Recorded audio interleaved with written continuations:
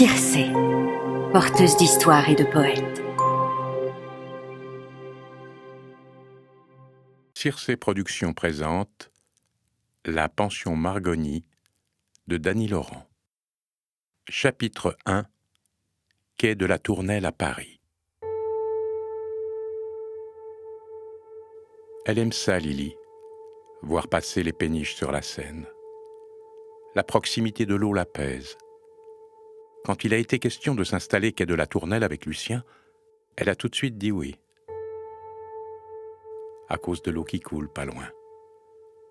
Quand il fait beau, elle traverse le quai, envoie un petit bonjour au bouquiniste, dévale l'escalier de pierre et se retrouve au bord du fleuve. Elle le regarde simplement. Elle sourit vaguement.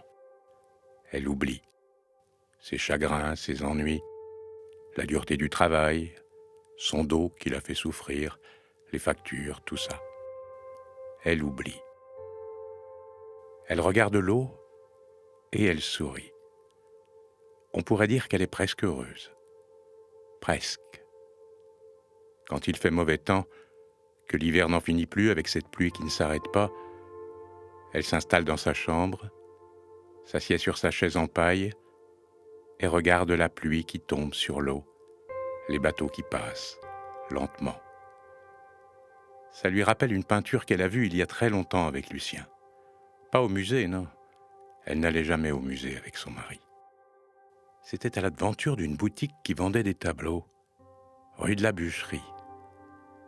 Il y a longtemps qu'elle n'est pas allée rue de la Bûcherie. Ce n'est pas loin cependant, mais pas le temps. Le tableau représentait un bateau, justement. C'était rose et bleu, J'aimerais bien la voir chez nous, cette peinture. avait dit Lily. Pourquoi faire? Pour rien, pour la regarder. Il n'y a même pas le prix tellement c'est cher. Avait répondu Lucien. Ça ne fait rien. Elle les voit tous les jours, ces chers bateaux. En vrai, en plus.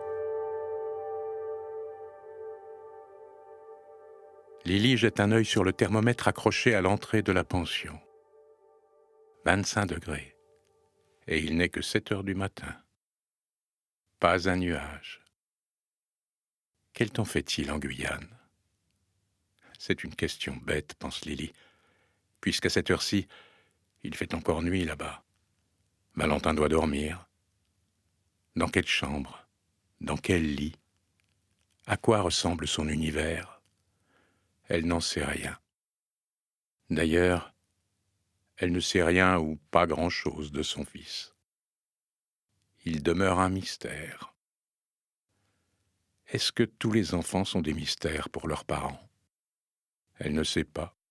Il faudrait qu'elle demande. Mais à qui? Peut-être au curé de Saint-Séverin? Pour ça, il faudrait qu'elle retourne de temps à autre à la messe. On verra plus tard, quand Valentin sera rentré, s'il rentre. Quelquefois, Lily se dit bêtement qu'elle ne reverra plus jamais son enfant. Pensée sombre. Non, pas aujourd'hui. Aujourd'hui, il fait beau, il fait chaud, la vie semble facile. Lily finit de balayer le trottoir. Ces jeunes pensionnaires vont se lever. Le café est prêt, Mona est allée chercher le pain frais et les croissants pour le petit Pierre. C'est un fils de bourgeois. Ses parents habitent Senlis. Le père est médecin. Ils ont envoyé l'aîné faire ses études à Paris. Il est très gentil ce garçon, mais il a gardé ses habitudes. Au petit déjeuner, il lui faut ses croissants. C'est trop tôt, les bouquinistes n'ont pas encore ouvert. Lily traverse la rue, s'appuie sur la rambarde. Bonjour Lily, tu prends l'air tout au matin? C'est Émile, le marinier, qui passe.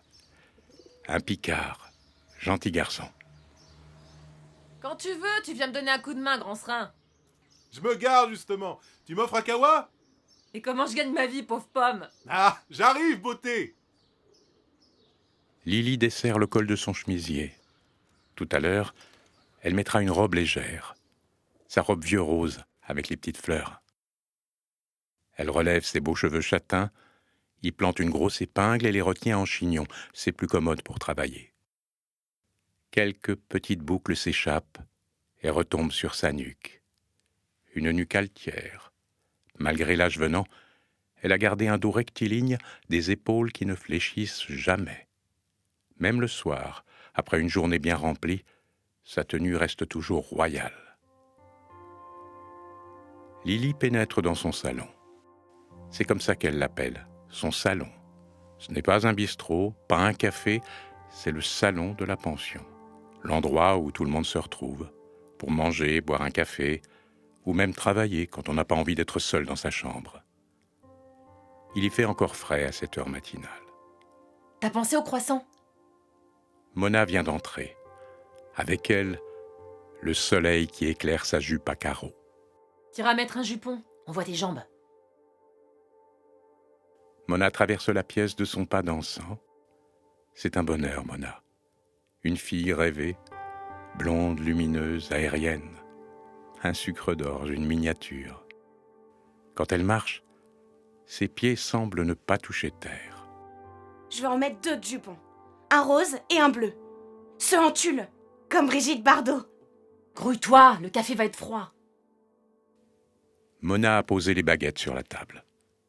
La maison sent le pain frais et le café. Comme chez ma grand-mère, pense Lily. Le temps des jours heureux de l'innocence, quand rien n'était encore abîmé. Un temps béni, un temps de petite fille insouciante et joyeuse. Les matins de juin étaient pareils à celui-là, simples, ensoleillés. On ne devrait pas grandir.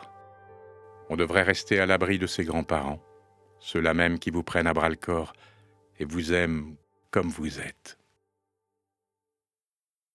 Pourvu que la journée soit bonne, sans mauvaises nouvelles, sans malheur. Elle pense que c'est ça le bonheur, l'absence toute bête de chagrin. Quand elle se couche dans son lit trop vaste, tous les soirs que Dieu fait, elle se dit « Aujourd'hui a été une bonne journée. Il n'y a pas eu de malheur. » Et alors, ce kawa? Émile s'encadre sur le pas de la porte. Il enlève sa casquette et s'avance vers Lily, les bras grands ouverts. La plus belle des belles. Va falloir que tu changes de lunettes, mon gars. Tartine ou pas tartine? Avec une grosse couche de beurre et de la confiture de framboise. Celle avec les grains. Et pourquoi pas une tranche de foie gras ou truffe pendant que t'y es? Jamais de foie gras le matin. Faut pas charger la bête trop tôt, a dit le toubib. Elle l'aime bien, Émile.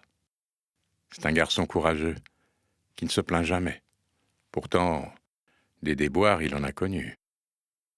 Sa femme l'a quitté en laissant les 2 mômes à jouer sur le pont.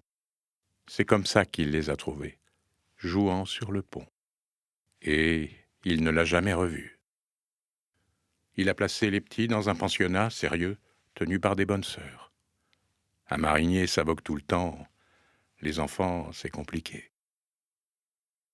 Lily se sert aussi un café, s'installe à côté d'Émile. Elle tartine lentement le pain avec application, étale la confiture, comme si chaque mouvement de ses mains était réglé minutieusement. T'as des nouvelles du fiston? Penses-tu? La dernière lettre date d'il y a 15 jours. Il écrit plus à Mona qu'à moi. Normal. Faut rien attendre des enfants. Tu les mets au monde et après, fuite, ça s'envole. On les fait pour les autres, les mômes, pas pour nous. C'est ça qu'il faut se dire tout le temps. Pas pour nous. Peut-être. Normalement, il doit rentrer ces jours-ci. Tu reprends un café? Elle n'attend pas la réponse. C'est toujours la même chose. Les questions, elle les pose pour la forme. Ils se comprennent avec Émile. Ils sont de la même espèce, celle des courageux, celle des bœufs qu'on met sur le champ et qui tracent le sillon sans se poser de questions. Comment vous me trouvez? Les jupons de tulle gonflent la jupe en coton Vichy de Mona. On dirait un abat-jour. Valentin aime bien mes jupons. Il dit que je ressemble à une poupée. Peut-être qu'il va arriver aujourd'hui, mon amoureux. Il a dit dans sa dernière lettre, je te ferai une surprise, je pousserai la porte sans prévenir personne. J'adore les surprises. Pas vous, monsieur Émile? Les bonnes, oui. Peut-être même qu'il reviendra avec son papa dans son sac à dos. Qu'est-ce que vous en pensez, monsieur Émile? Vous croyez qu'il l'a retrouvé, son père? J'en sais rien. La forêt amazonienne, c'est grand. Autant chercher une anguille dans le canal. Pas vrai, Lily? Valentin n'en fait jamais qu'à sa tête. Allez, grouille-toi, Mona. Les garçons vont descendre. Tu feras ta revue de mode un autre jour. Les portes des chambres du premier étage claquent. Le petit Pierre est le premier à descendre, comme d'habitude. Toujours tiré à 4 épingles, le pantalon impeccable, la chemise au col empesé, une pochette savamment glissée dans la poche de la veste, lui donne un petit air de notaire de province. Il salue de loin Lily et Émile. Bien dormi, mon petit Pierre? Lily veille sur ses pensionnaires comme une mère poule. Tous ont été accompagnés par leurs parents. Ils viennent de partout faire leurs études dans la capitale. Les facs sont à 2 pas de la pension, pratique, pas de transport. Et puis, il y a Lily et son aspect rassurant de mère de famille. Elle n'accepte que les étudiants, pas de filles. Elle n'a pas envie d'avoir des problèmes. Il y a Mona, bien sûr. Mona, c'est particulier. Elle a débarqué un jour, a poussé la porte et a simplement demandé si on pouvait lui servir un diabolo aux fraises. Je ne fais pas bistrot. C'est une pension de famille ici. Honnête en plus. La gamine a fondu en larmes. Lily ne sait pas résister aux larmes. Et encore moins à celles d'une toute jeune fille d'à peine 18 ans, tout droit sortie d'un conte de Dickens. Ce jour-là, elle lui a servi son diabolo aux fraises et la petite n'est jamais repartie. Elle s'est installée dans la maison, dans le cœur de Lily et dans celui de Valentin par la même occasion. 18 ans, c'est jeune.